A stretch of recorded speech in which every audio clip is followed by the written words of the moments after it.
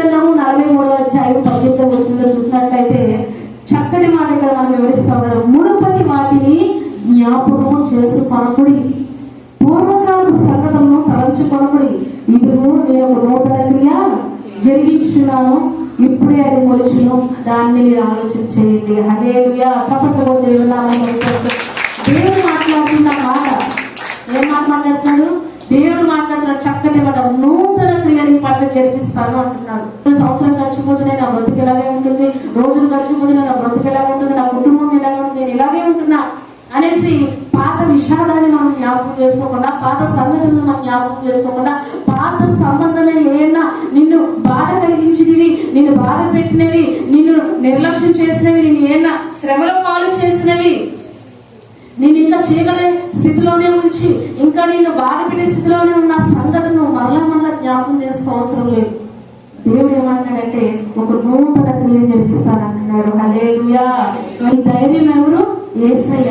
నీ కార్యం చేయవాడు ఎవరు? యేసయ్య. పోయిన సంవత్సరం ఎట్లా ఉన్నా, ముందు సంవత్సరం ఎట్లా, సంవత్సరం మెరుగుపరుచుకుంటూ వచ్చేవాడు యేసయ్య నీ పక్షాన ఉన్నాడు.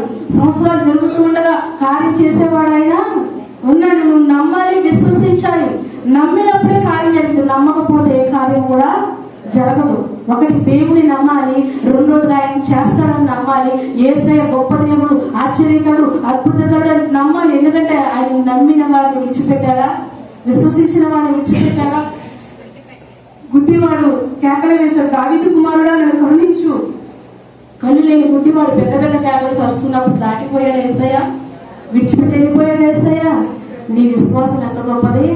నమ్మి యేసయ్య త్రోవను వెళ్తా ఉన్నా, మార్గంలో వెళ్తా ఉంటే యేసయ్య నన్ను స్వస్థపరుస్తాడు, యేసయ్య నన్ను బాగుపరుస్తాడు అని ఆలోచించుకున్నాడు. నమ్మేడు కనుకే యేసయ్యని కేకబెట్టి రమ్మని కేకేస్తా ఉన్నాడు. నేను కరుణించని ఎత్తుక్కుంటూ వెళ్తా ఉన్నాడు, అరుస్తూ వెళ్తున్నాడు. ఈ రోజు నువ్వు యేసయ్య గొప్పవాడు, నన్ను స్వస్థపరుస్తాడు, నన్ను నెమ్మదిస్తాడు. ఆ గుడ్డివాడు నమ్మాడు. ఆ గుడ్డివాడు యేసయ్య చూడలా, యేసయ్య చేసే అద్భుతాలు చూడలా. కళ్ళు కూడా లేవు. కళ్ళు నవ్వలే నమ్మాలి. ఈ రోజుల్లో కళ్ళు లేని వాడు ఎవరు నమ్మాడు? కళ్ళు లేనివాడు ఎవరు నమ్మాడు?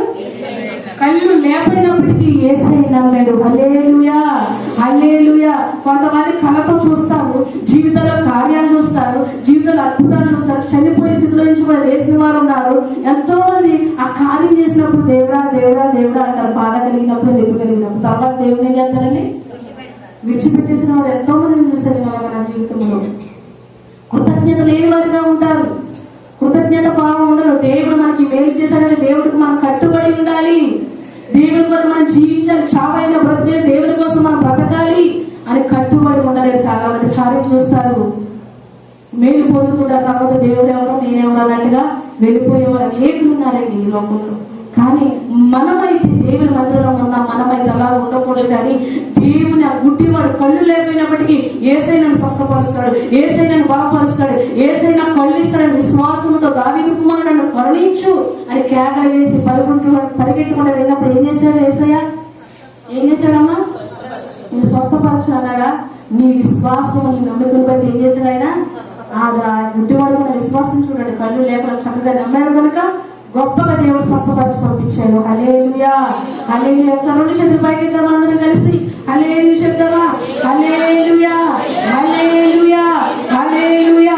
చూడండి, దేవుడు అంటున్నాడు మునుపటి సంగతులు జ్ఞాపకం చేసుకోవద్దు, పూర్వకాల సంగతులు నాకు ఎలాగైందిగా పోయిన సంవత్సరం అనేసి బాధపడవద్దు. కానీ దేవుడు అంటున్నాడు ఇదిగో నేను నూతన క్రియ చేస్తున్నాను. ఏ క్రియ? నూతన కార్యం చేస్తున్నాడు. ఇప్పుడే అది చదవాలి, ఇప్పుడే అది మొలుచును. ఇప్పుడు ఎప్పుడంట? రేపటి.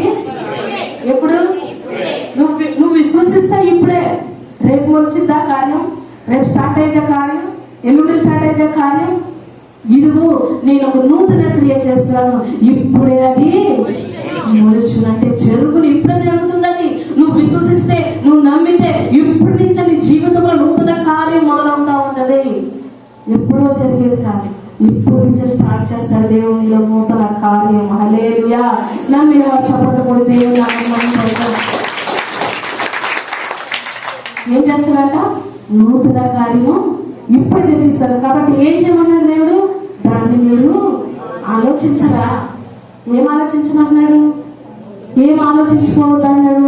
పాతలు మీరు ఆలోచించద్దు, పాత సంగతులు మీరు ఆలోచించదు, పాత బతుకులు, శ్రమలు, నిందలు, అవమానాలు అవి తలంచుకోవద్దు.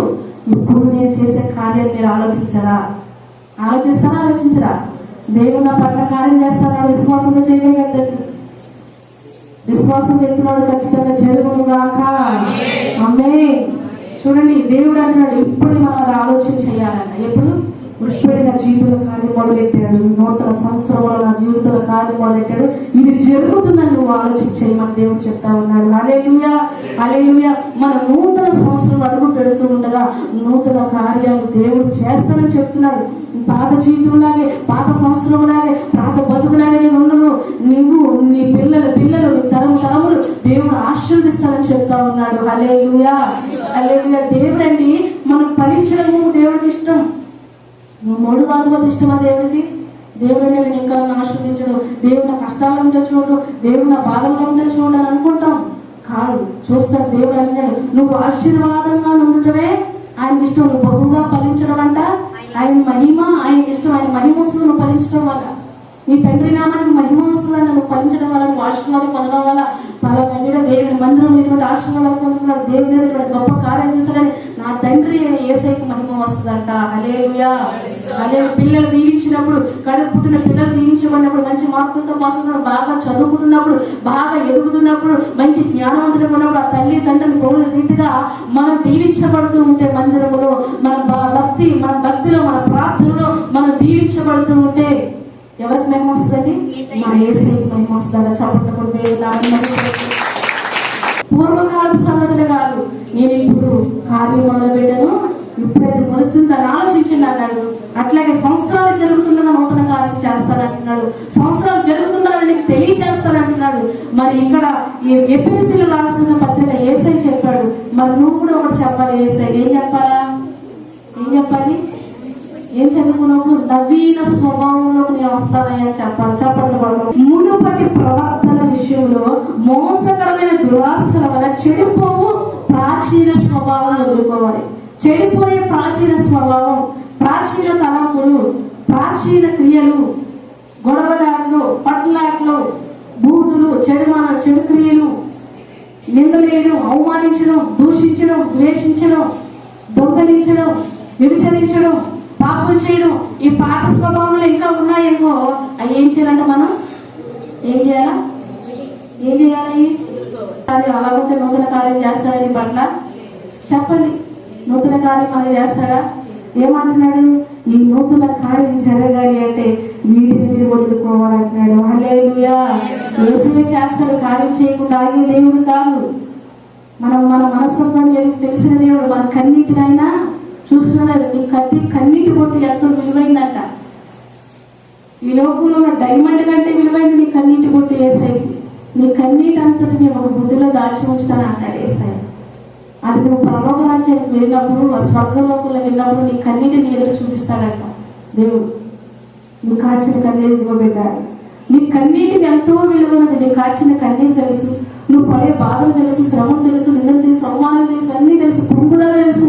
నువ్వు రహస్యమైన ఒంటరిగా ఏడ్చినప్పుడు దేవుడు చూస్తాడు. గదిలో ఒంటరిగా బాధపడినప్పుడు చూస్తాడు.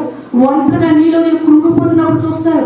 ఒంటరిగా రూమ్ లో కావచ్చు, బాత్రూమ్ లో కావచ్చు, సమస్యలు కావచ్చు, రోడ్డు మీద కావచ్చు, ఒంటరిగా ఒక్కసారి మనం కుమిలిపోతా ఉంటాం. ఒక్కొక్కసారి ఆ ఒంటరి స్థితిని కూడా యేసయ్య చూస్తాడంట. హల్లెలూయా. ఆ కృంగుదలను కూడా యేసయ్య చూస్తాడు. అలా ఉంచేస్తాడా? అలా ఉంచే దేవుడు కాదు. లేవనైతే నేను ఇంకా నా స్థితి అయిపోయింది, నా బ్రతుకు అయిపోయింది, నేను పడిపోయాను, నేను ఎందుకు పనికిరాను అనుకుంటానేమో కానీ దేవుడు పెంట కుప్పలు వేయించి కూడా పైకి లేవనెత్తగలిగిన దేవుడు అంట. చెప్పండి కూడా దేవుడు పెంట కుప్పలు తీసుకొని సింహాసనం మీద కూర్చోబెట్టగలిగే దేవుడు మన దేవుడు. ఎటువంటి దేవుడు అండి? ఎందుకు పనికిరాని గొర్రెల కాపాడి దావీదు ఏం చేశాడు? గొర్రెలు కాచుకున్నాడు అడవిలో. అటువంటి వాడిని ఎక్కడ ఎక్కించాడు?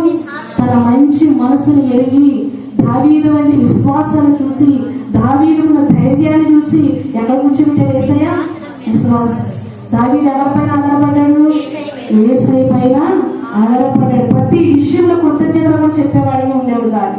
ఈ రోజు ఇక్కడ ఏమన్నాడు? మునుపటి ప్రవర్తన విషయంలో మీరు ఎలా ఉన్నారో చెడిపోవు ఒక ప్రాచీన స్వభావాన్ని, పాత స్వభావాన్ని వదులుకోమని చెప్తున్నాడు యేసయ్య. ఏ స్వభావాన్ని? పాత స్వభావాన్ని వదులుకొని దేవుని పోలికగా సృష్టించబడిన నవీన స్వభావంలో కూడా మనం రావాలంట. ఏ స్వభావాన్ని?